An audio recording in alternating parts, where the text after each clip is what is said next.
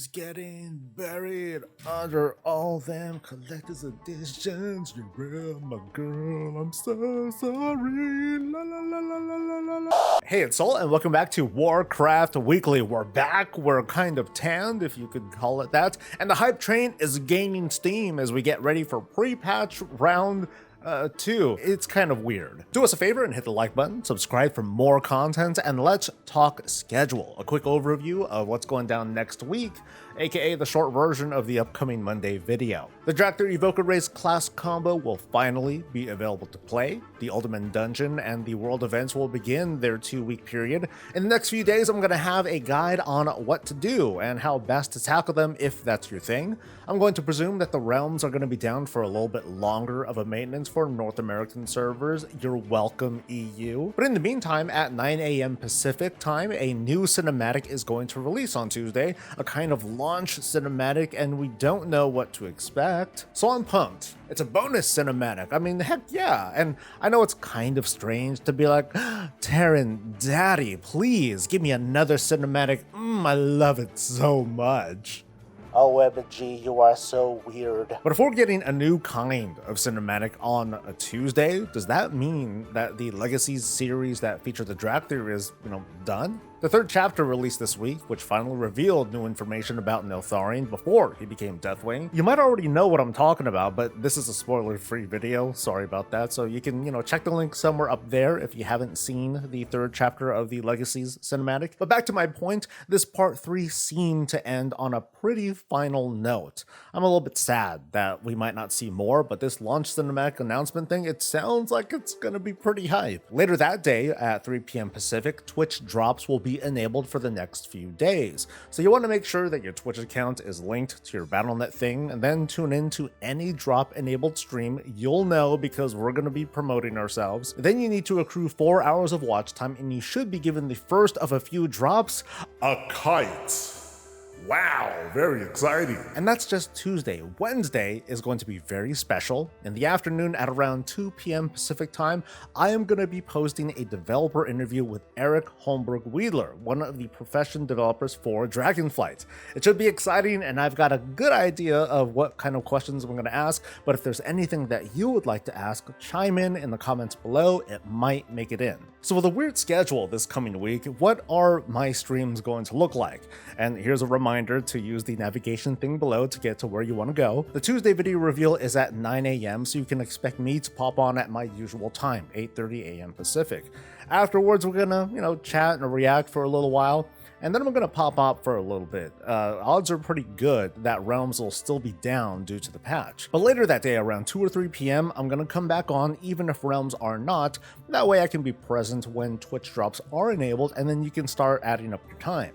The plan that day is for it to be a pretty long stream. I'm going to be on for what I hope to be the rest of the day, so I can do like pre-patch stuff, run the new dungeon, make my evoker character, and in a rare moment, I'm going to be streaming my raid. It's going to be totally scuffed, it might be full of evokers, but if folks on the US region want to come hang out during our stream or even in the raid, I'm probably going to be open for that. Wednesday is going to be a little bit weird as well. I'm going to be taking the morning off to recharge and also to conduct the developer interview in a pre-recording. From there, I'm going to do a quick cut and then I'll reveal it on stream. So I'm going to be back on in the afternoon, like 2 or 3 p.m. for a few hours. And then Thursday's stream should be at the usual time, 8:30 a.m. Pacific. If I'm feeling particularly greedy, I'll stay on for longer streams to hang out and to help you folks get your drops. And I know it's easy to just go to the WoW section and click on the first thing that you see, or click on the thing for your favorite variety streamer who might be streaming Dragonflight stuff, but you would honor me and other small streamers to hang with us, or at the very least to, flip through and say hi. With the upcoming developer stream, I've been diving back into professions, soaking in work orders, looking at what's changed since I had my first looks during the alpha and the early beta, just hoping that I know what I'm talking about later. And so for the rest of this weekly, I want to give some of my preliminary thoughts and likes and concerns about the state of professions as we get close to launch. Overall, when I step back and I look at all the efforts that went into the overhaul, I love it. As a total package, this is a really cool and a thoughtful system from start to finish, at least where 10.0 is concerned. The UI is a little bit oversized for my taste, but it is very informative. You can see if you've never crafted a certain recipe before by looking at the recipe's info, and this applies to any expansion. And recipes that you don't know yet, they show you how to obtain them, and this time it's more consistent. There's no more missing information. There's even a filter to show you which recipes still have that first craft bonus, so you can squeeze out a few more spec points and resources as your recipe list grows. Professions are by and far the deepest that they've ever been in World of Warcraft, thanks to specializations that give players many different approaches in how they want to become like a pro crafter. Do you want to be known as the best two-handed crafter person in your server or even in your region?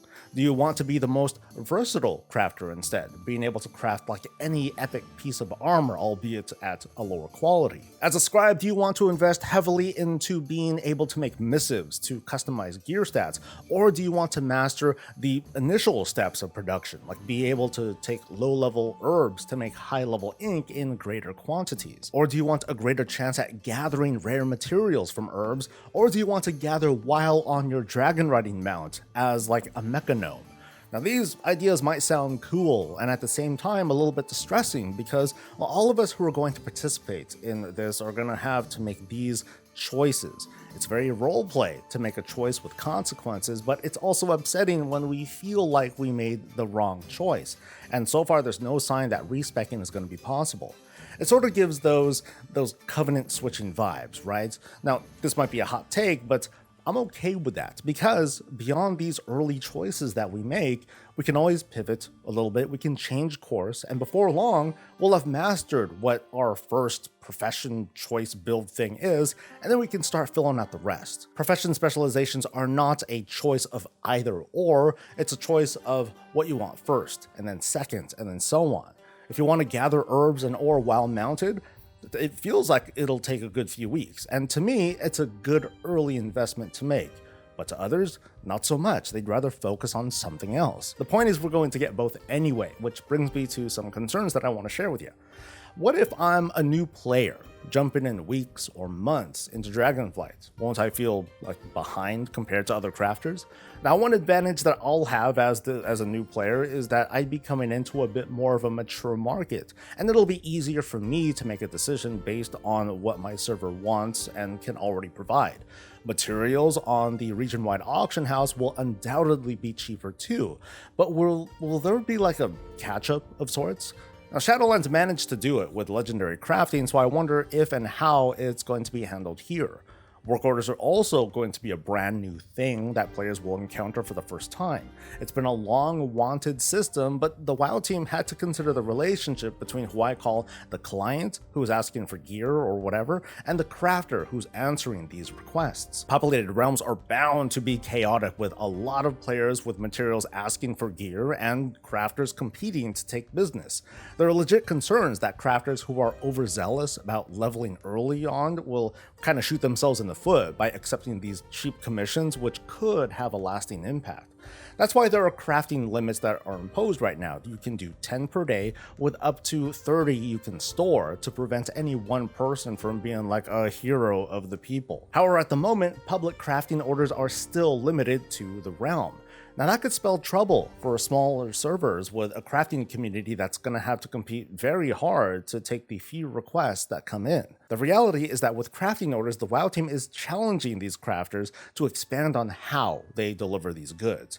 Now it's one thing to, buy low and sell high on the auction house, but let me paint a picture of what I think the WoW team's vision is.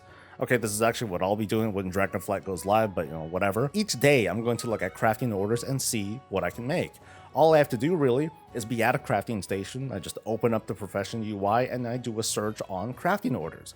Anything that pops up is something that I can craft, making this almost too easy to understand. I can just click these things and ta-da, there we go. It's why I consider this strat. Using your specialization points to craft as many types of items as possible is the ideal spec for farming crafting orders, basically. Your list here is going to be bigger than anyone else's, and you can easily pick and choose and fulfill a bunch of orders in a single sitting. But my focus is going to be a little bit different. Let's say that I'm an armor crafter, but I'm really good at making shields. If I see a crafting order that happens to be for a shield, it's going to be in my interest to pick that one up right away over the others and fulfill it. But when I send the order back, I can leave a note for that person and inform them that, hey, I can recraft that shield at a higher quality if they want. They just need to send me better quality materials and I can make it happen. That's how the relationship build starts, I guess. Then I can spam trade chat telling people, hey, I can make max quality shields with your mats, just, PST or just send me a personal order. Now that's me selling my uniqueness, I hope, something that crafters were able to do in Shadowlands kind of early on.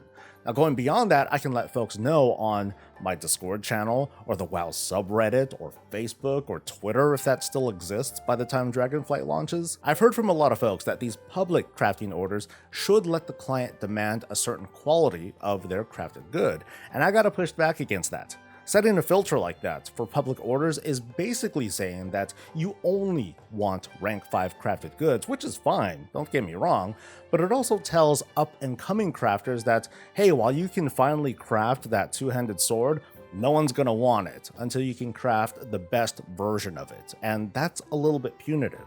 Like, imagine Season 1 beginning, only 2 weeks into the expansion, and crafters who really pushed for it, they're able to craft a few epics, but no one can craft a rank 5. Those crafters wouldn't see anything in their public orders because clients who are trying to ask for these things would only be asking for rank 5s, and, well, no one's able to make it yet. So what the WoW team is trying to do is avoid that very likely scenario. But I do have a big concern that unfortunately we can't do anything about. And it has to do with pretty much everything that I've been talking about with professions. Now, it's new and it's exciting, but it's new. It's propping itself up to be a player-operated progression system, but it's new. No amount of prep guides and walkthroughs are going to be enough, I think, to prepare the whole player base for what's coming. It's going to be confusing. People will make mistakes and it's going to cost them gold. This is a lot to learn at once. Specializations, quality, crafting orders, and the region-wide auction house is going to be a huge factor in the short and long-term viability of professions and crafting orders. No prediction is going to be reliable except for maybe one that early gathering is super going to win, and that's the show. These next few weeks are going to be pretty insane between the news and promotions and actual things to do in the game. It's gonna be crazy and busy, and frankly, I don't know how I'm gonna keep up, but I'll do my best to help you all out and maintain that positive energy. So comments down below, words of encouragement, greatly appreciated. So let's wrap up with a huge thanks to the folks over at Twitch for being super awesome, to the fellow patrons, y'all keep the lights on, and we've got some newcomers, to Hoyd and Gathel and Joe, thank you for your pledges, and to you viewer, thanks. It means a lot that you shared some of your bandwidth with me. Please like the video, subscribe to feed the algorithm, and be sure to follow me on Twitch so you know when I stream this coming week, because the next couple weeks are going to be pretty crazy. I'll see you next time, and until then, stay safe, stay healthy, and stay breezy.